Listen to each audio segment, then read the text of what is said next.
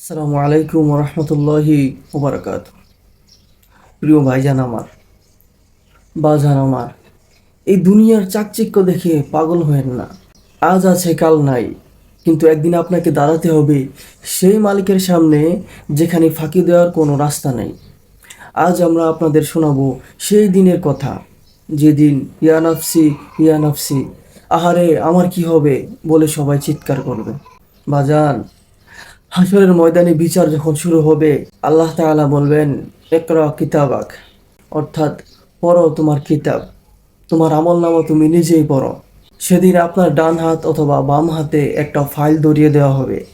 যে নেককার সে খুশিতে নাচবে, আর যে গুনাহগার সে বলবে, হায় কপাল, এ কেমন বই! আমার জীবনের ছোট বড় একটা কাজও তো এই বইতে লেখা বাদ হয়নি। 5টি জরুরি সওয়াল। রাসূল সাল্লাল্লাহু আলাইহি ওয়াসাল্লাম বলেছেন, 5টি প্রশ্নের উত্তর না দিয়ে বানি আদমের এক পা চুলও নড়তে পারবে না।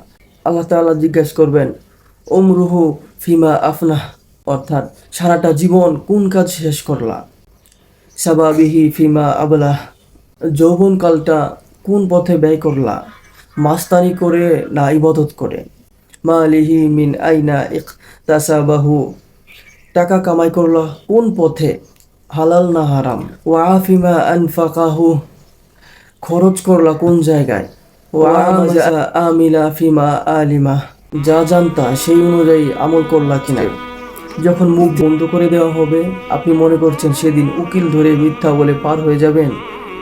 না বাজান, আল্লাহ তাআলা বললেন, আল ইয়াউমা নাখতিমু আলা আফওয়াহিহিম, আজ আমি তোমার মুখে সিল মেরে দিলাম।